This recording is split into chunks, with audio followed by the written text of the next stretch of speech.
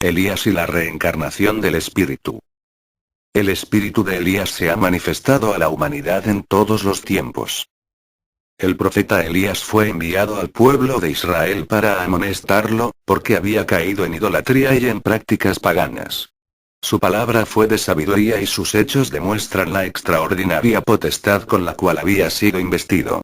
Primera de Reyes capítulos 17 y 18. Tiempo después, los profetas anunciaron la llegada del Mesías, la cual sería precedida por Elías. He aquí yo os envío a Elías, el profeta, y convertirá el corazón de los padres a los hijos y el corazón de los hijos a los padres. Malaquías 4, 5 y 6. Por lo cual comprendemos que el espíritu de Elías reencarnó en Juan el Bautista. Jesús lo confirmó al hablar del precursor. Porque este es de quien está escrito: He aquí, yo envío mi mensajero delante de tu faz, que aparejará tu camino delante de ti. Mateo 11, 10, Malaquías 3, 1. Y también dijo: Porque todos los profetas y la ley hasta Juan, el Bautista, profetizaron. Mateo 11, 13. Y si queréis recibirle, él es aquel Elías que había de venir. Mateo 11, 14. Es importantísimo que reflexionemos sobre el significado de estas palabras. Y si queréis recibirle, él, Juan el Bautista, es aquel Elías que había de venir. Mateo 11, 14. Es decir, si aceptamos la verdad de la palabra divina, el espíritu del profeta Elías regresó al mundo, bajo el nombre de Juan el Bautista, Lucas 1, 13, tal y como lo enseñan las Escrituras. Sin embargo, si por ignorancia o mala intención nos oponemos a las revelaciones divinas, nuestra rebeldía en nada afecta la verdad de Dios. Juan 3, 12. Recordemos también aquellas palabras del ángel Gabriel que escuchó Zacarías, padre del Bautista, después de anunciarle que Dios le daría un hijo al que llamaría Juan. Será grande delante de Dios, lleno del Espíritu Santo, y a muchos de los hijos de Israel, convertirá al Señor Dios de ellos. Porque él, Juan Bautista, irá delante de Jesús, con el espíritu y virtud de Elías. Lucas 1, 5 al 17. Así vemos comprobada en Juan el Bautista, la reencarnación del espíritu de Elías que el Divino Maestro llama a la era en que estamos viviendo. Ley perfecta de amor. La cual rige el desenvolvimiento espiritual de la humanidad, comenzando en el espíritu de Caín. Más adelante encontramos cómo el mismo espíritu de Elías se manifestó a través del entendimiento de Roque Rojas, el enviado del tercer tiempo, para preparar la segunda manifestación de Cristo. Primera de Corintios 4, 5. Jesús el Divino Maestro. Jesús fue la encarnación del Verbo Divino. Juan 1, 14. El Mesías prometido al pueblo de Israel. Cristo, sinónimo de Mesías, es la parte divina de Jesús y más claramente la misma divinidad. Juan 10, 30. La palabra de Jesús fue esencialmente espiritual. Mi reino no es de este mundo. Juan 18, 36, ya vosotros sois limpios por la palabra que os he hablado. Juan 15, 3, yo soy el pan de vida y el que a mí viene, nunca tendrá hambre, el que en mí cree, no tendrá sed jamás. Juan 6, 35, yo soy la resurrección y la vida. El que cree en mí, aunque esté muerto vivirá. Juan 11, 25, yo soy el camino y la verdad, y la vida, nadie viene al Padre sino por mí. Juan 14, 6, si me conocieseis también a mi Padre conoceríais. Juan 14, 7. Las enseñanzas de Jesús contienen un número infinito de revelaciones, que la humanidad todavía no ha logrado comprender en toda su magnitud. Juan 21, 25. Sin embargo, tengamos presente que Dios, para entregaros sus revelaciones, tiene que limitar su sabiduría, para en principio hacerse comprender por nosotros, si es que acatamos sus mandatos. De ahí que leemos en las Escrituras de toda doctrina o religión, que Dios ha venido, que vendrá el Espíritu de verdad, pero si reflexionamos con el apoyo del sentido espiritual de las manifestaciones divinas, la realidad es completamente diferente. Juan 6, 63. Primera de Corintios 2, 9 al 14. 3, 1 y 2. Segunda de Corintios 4, 18. El autor de la vida, no ha venido. Desde el principio ha estado con nosotros porque aquel, el Verbo, era, es y será, la luz verdadera, y única, que alumbra a todo hombre que viene a este mundo. Juan 1:9, en el mundo estaba, está y estará, y el mundo fue hecho por él. Juan 1:3. Y el mundo no le conoció. Juan 1:10. No aceptó su verdad. El creador de la vida nunca se ha ido porque Jesús, que aún no tenía los 33 años de edad, le dijo a un discípulo: tanto tiempo ha que estoy con vosotros, y no me has conocido, Felipe. Juan 14:9, y he aquí, yo estoy con vosotros todos los días, hasta el fin del mundo. Mateo 28:20. ¿En qué momento Dios, el autor de la vida, ha dejado de estar con nosotros? Y no olvidemos esta promesa del Supremo Creador: en la casa de mi Padre hay muchas moradas. De otra manera os lo hubiera dicho. Voy pues, a preparar lugar para vosotros. Juan 14:2. Y si me fuere, y os prepare lugar, vendré otra vez, y os tomaré a mí mismo. Para que a donde yo estoy, vosotros también estéis. Juan 14:3. De manera que el Supremo Creador nunca se ha ido y nunca ha venido, porque su manifestación es ininterrumpida en toda la creación. La transfiguración en el monte Tabor encierra una trascendental revelación. Y después de 6 días, profecía que anuncia la iniciación de la etapa correspondiente al sexto sello del Apocalipsis. El año de 1866, Jesús toma a Pedro, a Jacobo y a Juan su hermano y los lleva aparte a un monte alto. Y se transfiguró delante de ellos, y resplandeció su rostro como el sol, y sus vestidos fueron blancos como la luz.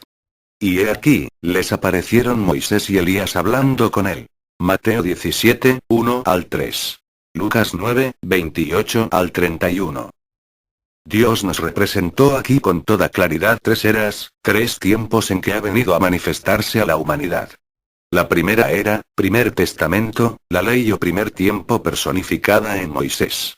El segundo tiempo, el amor, o era cristiana, personificada en Jesús, el divino Maestro. Y el tercer tiempo, la etapa de la sabiduría, o era del Espíritu Santo, representada por Elías. Porque la ley conduce, el amor eleva y la sabiduría perfecciona.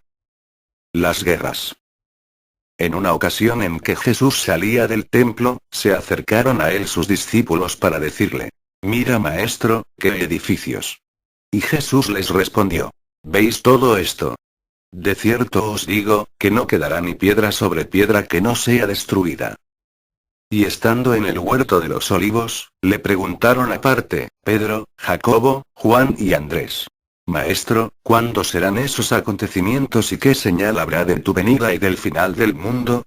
Y Jesús les respondió: mirad, que nadie os engañe, porque vendrán muchos en mi nombre diciendo: yo soy el Cristo, y engañarán a muchos. Mas cuando oyereis rumores de guerras, no os turbéis, porque conviene que así sea.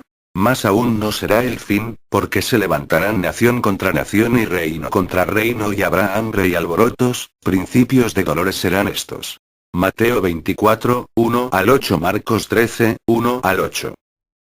Si escudriñamos la historia, vemos que el siglo XIX registra más de 200 guerras y en el siglo XX, aparte de muchas otras, 2 grandes guerras mundiales han estremecido a la humanidad.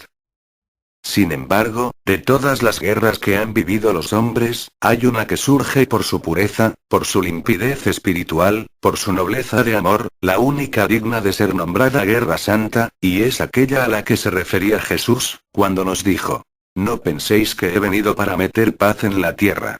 No he venido a meter paz, sino a espada. Mateo 10:34, Apocalipsis 1:16.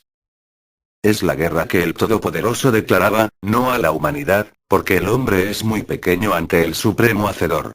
Guerra al anticristo, al desamor oculto en nuestros pecados, al adulterio en todas sus formas. Guerra que no terminaría con el sacrificio del Cordero en la cruz, porque quedaba escrito para un nuevo tiempo. Arrepiéntete, pues si no vendré a ti pronto y pelearé, con la espada de mi boca, Apocalipsis 2:16, y el Espíritu Santo habría de decirnos en el tercer testamento: mi palabra es espada de luz que destruye las tinieblas, la ignorancia. Pablo también profetizó para este tiempo al decirnos: y tomad la espada del Espíritu, que es la palabra de Dios. Efesios 6:17. Y es que Dios con su enseñanza divina y perfecta, nos aconseja y nos capacita para poder extinguir en nosotros y por nosotros mismos, al pecado, al mal en todas sus manifestaciones, porque sin darnos cuenta, lo engendramos en nuestro corazón y lo fertilizamos con nuestros insanos pensamientos, sentimientos, palabras y obras. Mateo 15, 18 al 19, Santiago 1, 13 al 14.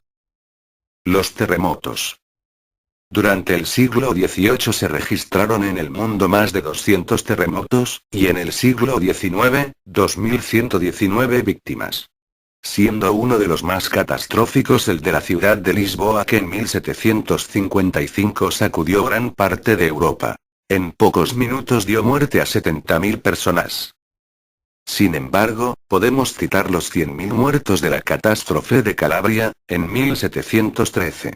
Los 80.000 que perecieron en Caracas en 1812, y el millón de vidas perdidas en América del Sur. Y los mares australes en 1868. Según veremos adelante, esta última fecha nos coloca dentro del cumplimiento de la profecía. En todos los tiempos se han registrado en el mundo movimientos de tierra, y aunque el comentario común es que son acomodamientos de la corteza terrestre, antes que nada, debemos de estar atentos a su sentido espiritual. Recordemos este hecho extraordinario. El momento en que Jesús expiró en la cruz y que fue precisamente siendo la hora sexta, y entre otros acontecimientos, hubo un temblor de tierra. Lucas 23, 44, 46.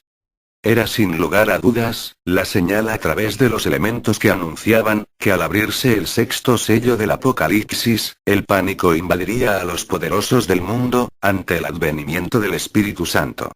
Juan 14, 15, 18. Esta aseveración la vemos confirmada cuando leemos. Y miré cuando el Cordero abrió el sexto sello, y he aquí fue hecho un gran terremoto, Apocalipsis 6, 12, y todo monte y las islas fueron movidas de sus lugares, Apocalipsis 6, 14. Y los reyes de la tierra, y los príncipes y los ricos y los capitanes, se escondieron en las cuevas, y decían a los montes, escondednos, de la ira, de la justicia, del Cordero, Apocalipsis 6, 15 y 16. El día oscuro. Joel, profeta del Primer Testamento, había anunciado: el sol se tornará en tinieblas, antes que venga el día de Jehová. Joel 2, 31. Marcos agrega: el sol se oscurecerá, y la luna no dará su resplandor, Marcos 13, 24, y el sol se puso negro como un saco de silicio, Apocalipsis 6, 12. Esta profecía en su aspecto material, tuvo su cumplimiento el 19 de mayo de 1780. Sobre una extensión considerable de Norteamérica, la luz del día se oscureció y la luna no dio su luz. A este fenómeno se le llamó el día oscuro. La ciencia no supo explicar este suceso. Sin embargo, diversas congregaciones cristianas en varias partes del mundo reconocieron en este acontecimiento una señal de Dios, anunciando su manifestación prometida como Espíritu de verdad, como Espíritu Santo. Juan 14, 15 al 18. 26. 16, 12 al 15. Y en muchos otros países del mundo se repitió el mismo fenómeno. Dinamarca, Francia, Italia, Noruega, Austria, Rusia y Siria. Hemos comentado las profecías en su sentido textual. Ahora las observaremos en su parte espiritual. Las profecías nos hablan del oscurecimiento que invadiría a los espíritus cuando se apaga la flama de la fe, al no cumplir con los preceptos divinos, y ese oscurecimiento coincidiría en todas sus partes con la manifestación del Espíritu Santo. Mas el día del Señor vendrá así como ladrón de noche, segunda de Pedro 3, 10. Acuérdate de lo que has recibido y oído. El mensaje divino a través de Jesús y las profecías, y guárdalo. Obedece y vive mi palabra, y arrepiéntete, y si no velaréis.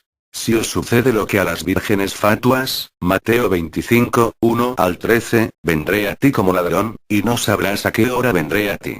Apocalipsis 3, 3. Porque la luz, la palabra divina de Jesús, vino al mundo, y los hombres amaron más las tinieblas que la luz, la ignorancia, el pecado y el adulterio en todas sus formas, porque sus obras eran malas. Juan 3:19. La lluvia de estrellas. Y las estrellas caerán del cielo, y las virtudes que están en los cielos serán conmovidas. Marcos 13:25. Y las estrellas del cielo cayeron sobre la tierra, como la higuera echa sus higos cuando es movida de gran viento. Apocalipsis 6:13. El Divino Maestro, sabiendo que nos sorprendería en la noche de nuestro materialismo, anunció nuestro despertar al nuevo día, con estas palabras. Yo, Jesús, soy la raíz y el linaje de David, la estrella resplandeciente de la mañana. Apocalipsis 22:16. Esta profecía tuvo su cumplimiento la noche del 12 al 13 de noviembre de 1833, en varias partes del mundo. Pero se observó con mayor intensidad en Europa y América, especialmente en Norteamérica, México y las Antillas. Fue una inmensa lluvia de meteoros, pero los testigos presenciales de este suceso, pensaron que las estrellas caían sobre la Tierra. Sin embargo, cada 2000 años, aproximadamente, nuestro sistema solar pasa por una zona de una intensa lluvia de meteoros y en esta ocasión con doble significado. Uno, el aspecto material antes dicho. El otro el espiritual. La lluvia de estrellas o hermanos espirituales de luz, en cumplimiento a la palabra de Jesús. Y enviará a sus ángeles con gran voz de trompeta, Mateo 24:31, guiados por la estrella resplandeciente de la mañana, Apocalipsis 22:16. De manera que la lluvia de estrellas para el pueblo que ha escuchado el tercer testamento en el tercer tiempo, fue la manifestación de Dios, como Espíritu de verdad, como Espíritu Santo, la estrella resplandeciente de la mañana, a través del entendimiento humano, quien con la luz de su palabra que destruye las tinieblas, la ignorancia, y secundado por el mundo espiritual de luz, la lluvia de estrellas o de ángeles, iluminó nuestra noche de siglos y nos condujo al despertar del nuevo día. Mateo 24:31, Marcos 13:25, Apocalipsis 6:13. Segunda venida o manifestación de Cristo. Respecto a la forma en que había de verificarse la segunda venida de Cristo, claramente estaba profetizado que sería espiritual como ha sido. Veamos en los Hechos de los Apóstoles, en la parte referente a la ascensión de Jesús. Varones Galileos, ¿qué estáis mirando al cielo? Este mismo Jesús que ha sido tomado desde vosotros arriba en el cielo, así vendrá como le habéis visto ir al cielo. Hechos 1:11. Y entonces verán al Hijo del Hombre, que vendrá en una nube con mucha potestad y gloria. Marcos 13:26. Segunda de Corintios 5:16. He aquí que viene con las nubes y todo ojo le verá. Apocalipsis 1:7. La expresión en las nubes significa, espiritualmente. Ya antes Jehová había dicho a Moisés: He aquí yo vengo a ti en una nube espesa, para que el pueblo oiga mientras yo hablo contigo. Éxodo 19:9. Si se nos dijo: Viene con las nubes y todo ojo le verá. Apocalipsis 1:7, quiere decir, que todos conoceremos la verdad. Aun los que carezcan de la vista del cuerpo, porque ellos la contemplarán, la palparán, con la mirada de la fe y con el armonioso palpitar de su corazón. Y enviará a sus ángeles, y juntará sus escogidos de los cuatro vientos desde el cabo de la tierra hasta el cabo del cielo. Marcos 13:27. Los ángeles son los seres espirituales que siempre se han manifestado a la humanidad. El ángel que anunció a los pastores de Belén el nacimiento del Mesías, fue un ser espiritual y estos acontecimientos los encontramos constantemente en el Primero y Segundo Testamento, Génesis 3:24. 19, 1 al 15. Jueces 13, 1 al 21. Lucas 1, 11 al 37. Hechos 12, 1 al 11. Apocalipsis 22, 8 y 9. En este tiempo, esos seres espirituales, también se manifestaron a través del entendimiento humano hasta el último día de 1950, y sus consejos y análisis de la palabra del Espíritu Santo, nos pusieron en condiciones de comprender en forma progresiva, las revelaciones divinas. Más adelante el lector encontrará una mejor explicación de estas manifestaciones. La cercanía de su segunda venida o manifestación, nos la anuncia así el Divino Maestro. De la higuera aprended la semejanza, cuando su rama ya se enternece y brotan hojas, conocéis que el verano está cerca. Así también vosotros cuando viereis hacerse estas cosas, conoced que, mi manifestación, está cerca, a las puertas. Marcos 13, 28, 29. Aquí nos da a entender el Divino Maestro, que cuando se cumplieran las 4 señales, las guerras, los terremotos, el día oscuro y la lluvia de estrellas, estaría próxima su manifestación como Espíritu Santo, como Espíritu de verdad. Y en forma clara nos señaló el tiempo en que se cumplirían sus profecías. De cierto os digo que no pasará esta generación, que todas estas cosas no sean hechas. Marcos 13, 30. Jesús se refería a la era cristiana, que comenzó con su nacimiento y que según sus nuevas revelaciones terminó a la llegada de 1884. De manera que él cumplió su promesa. No terminó la generación representada por la era cristiana cuando dio señales de su retorno como Espíritu de verdad, que Elías inició en 1866 en cumplimiento a las profecías, Mateo 17, 10, 13. El tiempo señalado llegó y el Redentor ha venido nuevamente a nosotros comunicándose a través del entendimiento humano como lo ha hecho en todos los tiempos en cumplimiento de su promesa. Y ha venido a unirnos y a congregarnos de todas clases, linajes y razas, porque estaba dicho. Como un lazo vendrá sobre todos los que habitan sobre la faz de la tierra. Lucas 21, 35. Con relación al lugar de su manifestación, estaba dicho. No temas, porque yo soy contigo. Del oriente traeré tu generación y del occidente te recogeré. Isaías 43, 5. Yo os digo, que vendrán muchos del oriente y del occidente, y se sentarán con Abraham, Isaac, y Jacob, en el reino de los cielos. Mateo 8, 11, porque como el relámpago que sale del oriente y se muestra hasta el occidente, así será también la venida, manifestación, del Hijo del Hombre. Mateo 24, 27. Aunque en todo el mundo existen revelaciones proféticas, que anuncian su manifestación como Espíritu Santo, su palabra a través del entendimiento humano, en esta nación mexicana es el mayor de los acontecimientos en este tercer tiempo. Nada en la obra del Todopoderoso es improvisado, todo está previsto y anunciado. Amós 3, 7, 8. Así, el Divino Maestro, al anunciar a la humanidad su nueva manifestación, precisó. A la verdad, Elías vendrá primero y restituirá todas las cosas. Mateo 17, 11, y Elías ha venido en este tiempo espiritualmente como precursor del Espíritu de verdad. Son tan recientes estos acontecimientos, a pesar de haberse efectuado en el siglo pasado, que no ha habido obstáculos para encontrar los datos necesarios para hacer una relación de cuánto sucedió en aquellos días. Así, cotejando nombres y fechas, se ha llegado a precisar, que el primer llamado, considerado como precursor y enviado fue Roque Rojas, que nació el 16 de agosto de 1812, en la Ciudad de México, y que fue un hombre de extraordinarios dotes espirituales.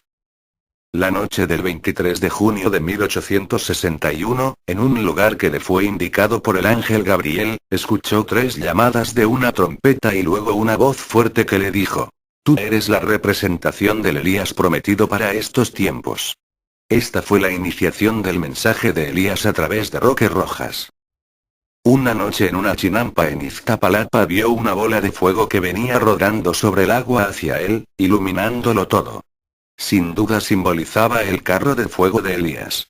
Desde entonces comenzó a desempeñar su grandiosa misión y luchó con fe inquebrantable por formar una congregación que fuera el cimiento del pueblo espiritualista, que más tarde habría de formar. Fue también el mismo ángel Gabriel quien lo alentó en su tarea de reunir al nuevo pueblo de Israel por el Espíritu. Marcos 13, 27. Roque recibió el mandato de extender en la tierra por 3 años el don de la salud, y realizó curaciones maravillosas tales, como curar a un leproso, hacer hablar a una muda de nacimiento, caminar a un paralítico y volver la vista a un ciego. Llevó a cabo también prodigios como el resucitar a la señora Refugio Valverde, esposa del señor Porfirio López Cano Santillán. De este hecho maravilloso existen testimonios escritos por la propia hija. Esto nos recuerda el prodigio que realizó Elías el profeta en el primer tiempo, de resucitar al hijo de la viuda que le dio posada. Primera de Reyes 17 al 24. El 10 de septiembre de 1866, el espíritu de Elías iluminó el entendimiento de Roque Rojas y habló a una pequeña congregación diciéndoles: Yo soy Elías el profeta, el de la transfiguración en el monte Tabor. Mateo 17, 10, 11. En esa forma, Elías inició la comunicación espiritual a través del entendimiento humano, como también en el primer tiempo. El espíritu de Elías reposó sobre Eliseo, Segunda de Reyes 2, 15, y renovó con ello al mismo tiempo el pacto del Supremo Hacedor con el hombre, y anunció que en la misma forma, se manifestaría el Espíritu Santo, cumpliéndose así la profecía de que Elías, vendría antes que el Espíritu de verdad para preparar su camino. Mateo 17, 10 y 11. Juan 14, 15 al 18 y 26. Roque Rojas falleció en México el 18 de mayo de 1879, cuando ya había dejado en muchos corazones la semilla de la doctrina espiritual, simiente que pronto vendría a multiplicarse por sendas erizadas de espinos y vicisitudes. Roque Rojas dejó varias personas consagradas al servicio de la revelación espiritual iniciada por Elías. También designó en un acto simbólico a 7 doncellas a quienes les dio la representación de los 7 sellos, e indicando con ello, que esa revelación cuyo significado no había sido comprendido, sería explicada por el Espíritu de verdad. A Damiana Oviedo le correspondió el 6º lugar, representando el 6º sello. También destaca su nombre por haber recibido el cargo de portavoz, la primera designación, dada a la persona que recibía en su entendimiento la inspiración divina, cuya etapa estaba por iniciarse. Damiana recibió por primera vez la inspiración del Espíritu Santo, quien habló a su pueblo el año de 1884 y anunció que esa comunicación divina a través del entendimiento humano, terminaría al finalizar el año de 1950. También nombró Roque Rojas a 12 varones, como un símbolo de las 12 tribus del pueblo de Israel y en representación de los 12 discípulos de Jesús. Mateo 10, 1, 4. La palabra del Divino Maestro fue humilde y sencilla a través de los portavoces. Pero cuán profundo su contenido. Segunda de Pedro 3, 16, qué trascendental su mensaje. Para comprenderlo se requería tiempo, estudio, lucha espiritual, consagración y desarrollo. Se necesitaba de la oración y de la espiritualidad. El Padre sabia y amorosamente concedió a su pueblo el tiempo suficiente para su preparación, doctrinándole, enseñándole a desarrollar sus dones espirituales. Primera de Corintios 12, 1 al 12, y probándole en diversas formas para fortalecer su fe. La palabra del Divino Maestro, el Espíritu de verdad, el Espíritu Santo, a través de infinidad de portavoces, se escuchó hasta el último día del año de 1950, en la misma forma que Jehová habló al pueblo judío, a través de Jaziel, sacerdote de la tribu de Leví. Para estos tiempos, había profetizado Joel. Y será que después de esto, derramaré mi espíritu sobre toda carne, y profetizarán vuestros hijos y vuestras hijas. Vuestros viejos soñarán sueños y vuestros mancebos verán visiones. Joel 2, 28 y Hechos 2, 118. El Espíritu de verdad nos dijo, que la profecía de Joel comenzó a cumplirse con su comunicación a través del entendimiento humano, pero que el florecimiento de esta revelación lo alcanzaremos cuando nos comuniquemos de espíritu a espíritu con su divinidad. El don de evidencias y el de los sueños proféticos, ha tenido su cumplimiento en el pueblo espiritualista, sin distinción de edades ni de sexos. Sin embargo, los dones de Dios no son una gracia exclusiva para este pueblo ni para ninguna secta o religión. Son para todo espíritu sin distinción de clases, de razas o de credos. Espiritualismo es la doctrina del Espíritu Santo, por lo tanto, espiritualista es el discípulo del Espíritu Santo. La doctrina espiritual eleva al hombre por sobre su condición humana hasta la altura de lo eterno, de lo puro, de lo perfecto. Es el más hermoso mensaje de consuelo y amor para el corazón, y el más profundo mensaje de luz para el espíritu. Su esencia es eterna, es la que Dios ha revelado al hombre en todos los tiempos, la misma que en Cristo se hizo carne y sangre, vida y palabra para salvar a la humanidad. Juan 1:14. Fue el Espíritu de verdad, de la sabiduría y el amor, el Consolador prometido, quien vino en este tiempo a esclarecer con su divina palabra, el sentido oculto de cuanto había enseñado Jesús y no habíamos logrado comprender. Juan 14:15 al 18. 16:12 al 15. 21:25. Primera de Corintios 4:5. En esta forma vemos ligado el segundo con el tercer tiempo, así como Jesús, no vino en contra de la ley de Moisés, sino a darle cumplimiento. En su palabra de esta era, el Espíritu de verdad nos dijo que llegaría el tiempo en que los tres testamentos formarían uno solo, el gran libro de la vida. Apocalipsis 20:12. Por eso nos hemos permitido insertar algunas citas bíblicas. Conviene aquí también recordar aquellas palabras de Jesús. Escudriñad las Escrituras, porque a vosotros os parece que en ellas tenéis la vida eterna, y ellas son las que dan testimonio de mí. Juan 5:39. El Padre en su palabra de este tiempo, nos llamó trinitarios marianos, haciéndonos encontrar la Trinidad de Dios en las tres eras en que se ha manifestado a la humanidad. En tres fases distintas del mismo y único Dios.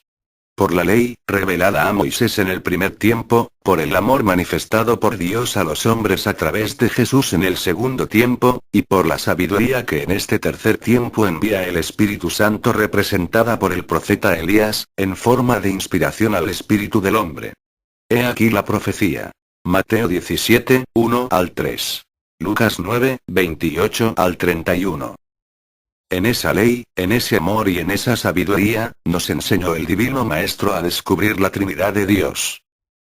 Por cuántas luchas y tropiezos tuvo que pasar este pueblo, para lograr dar un fruto de espiritualidad. Cuántas confusiones tuvo que pasar y cuántos errores cometió, para encontrar al fin en principio la esencia del espiritualismo. Justifiquemos a los primeros seguidores de esta revelación espiritual, que creían que Roque Rojas era Elías. Porque a través de sus labios escucharon la palabra del profeta. Seamos indulgentes con aquellos que sin comprender el significado de los 7 sellos, los representaron con oratorios, arcas y objetos simbólicos propios del inicio del primer testamento.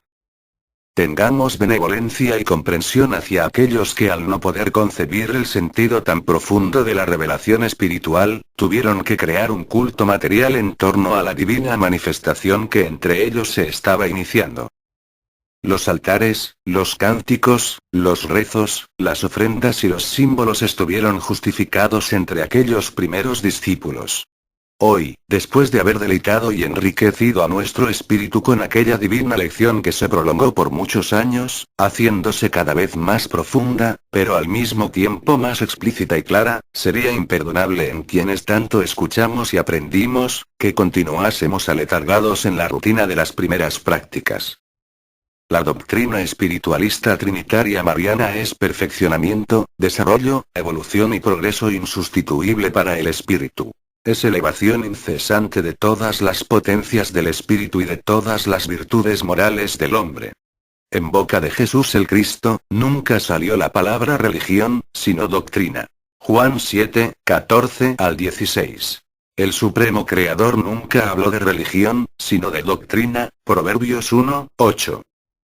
Quien haya oído al Divino Maestro en sus lecciones de infinita sabiduría y amor, especialmente en los últimos 3 años de su comunicación, no podrá argumentar falta de conocimiento para espiritualizarse. El Espíritu Divino hizo llegar hacia el nuestro la luz, rasgando las tinieblas de nuestra ignorancia, despertándonos, enterneciéndonos e inspirándonos a la elevación y mostrando el camino verdadero que conduce al reino de la perfección. Este pueblo, por lo tanto, es el indicado para extender por el mundo el testimonio de este divino mensaje.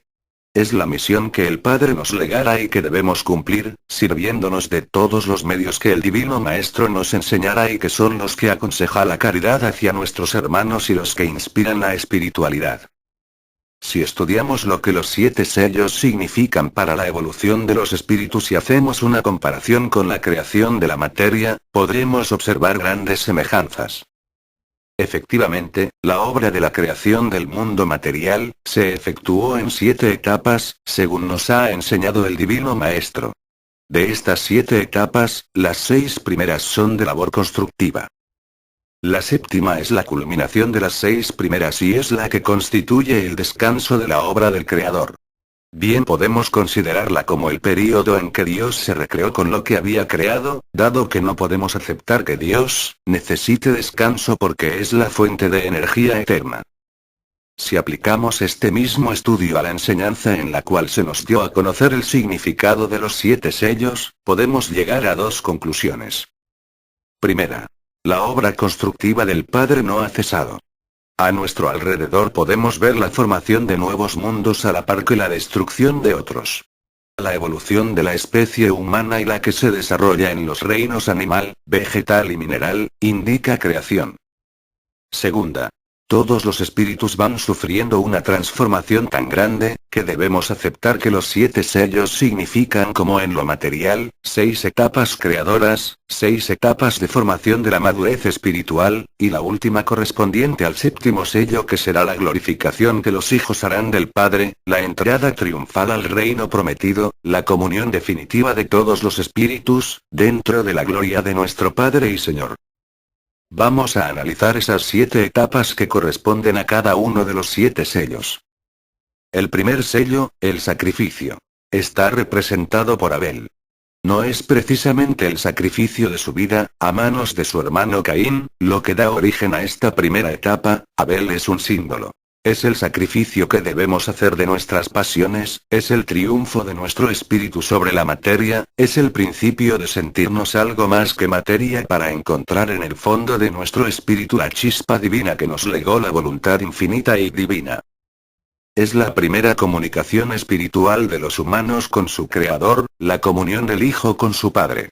Y miró Jehová con agrado a Abel y a su ofrenda, Génesis 4:4.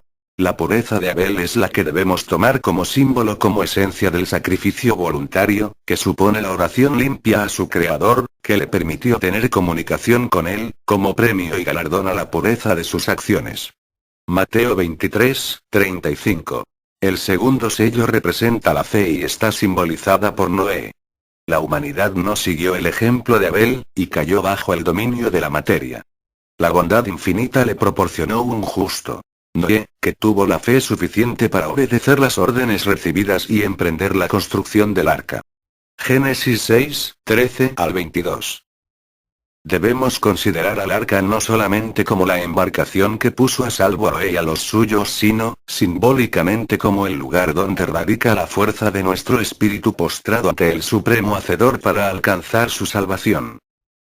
El tercer sello, la fuerza, representada por Jacob nombrado Israel, Génesis 32:28, representa ante nosotros la fortaleza que debemos tener para aceptar con plena sumisión, amor y respeto, las pruebas que el Padre envió y que serán motivo de evolución para nuestro espíritu.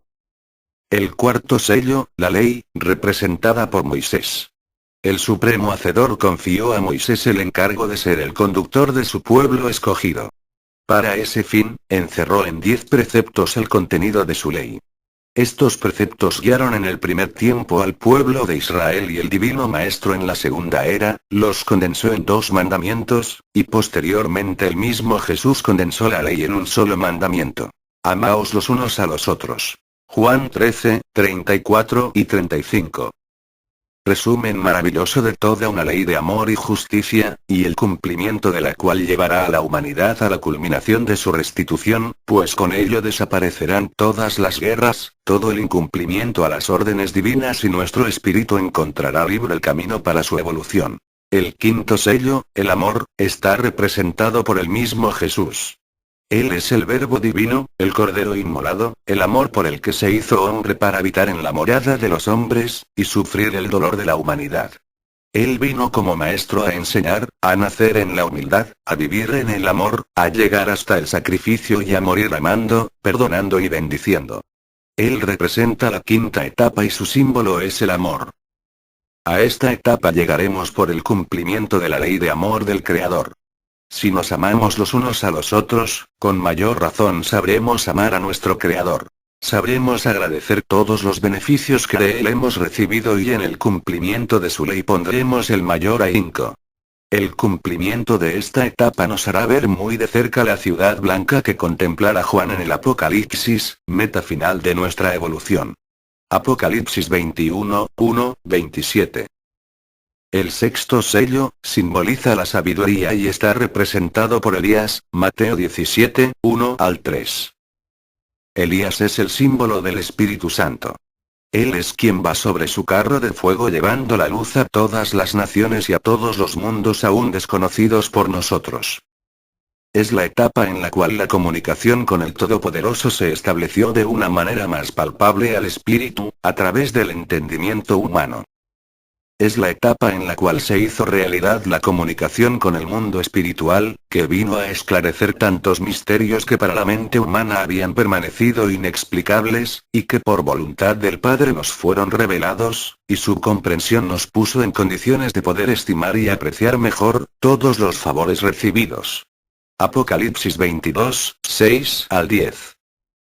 En esta etapa, el Espíritu Santo vino a despertar a nuestro espíritu de su letargo para que escuchara la voz de la conciencia, segunda de Corintios 1, 12.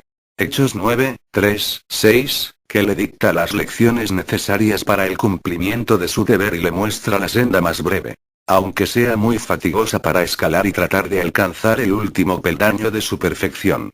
Génesis 28, 10 al 13. El séptimo sello, simboliza la perfección y está representado por el mismo Padre. Génesis 28, 13. Corresponde a la culminación de la evolución de nuestro espíritu como en la creación simbolizada en 7 días, tal como nos lo enseñan las Sagradas Escrituras y que sabemos que fueron 7 grandes etapas. Esta séptima etapa es el triunfo alcanzado, es la perfección de una obra cumplida. Es la comunión de nuestro espíritu de una manera definitiva y absoluta con nuestro Creador. Es la entrada espiritual de toda la humanidad, a la ciudad de las 12 puertas. Apocalipsis 21, 9 al 14. Es la plenitud del goce alcanzado. A través de las pruebas sufridas en las 6 primeras etapas, pero solo quien pasa por esos 6 escalones, puede llegar al séptimo con la absoluta obediencia, fe, respeto a los preceptos de la ley, fortaleza en nuestro cumplimiento, en nuestras pruebas, amor a nuestros semejantes y amor a nuestro Padre y Creador. Solo así podremos merecer alcanzar la dicha suprema de llegar al séptimo sello, o séptima revelación, etapa final de la regeneración de un espíritu, creado perfecto en un principio y vuelto a la perfección, a través de 6 etapas de evolución.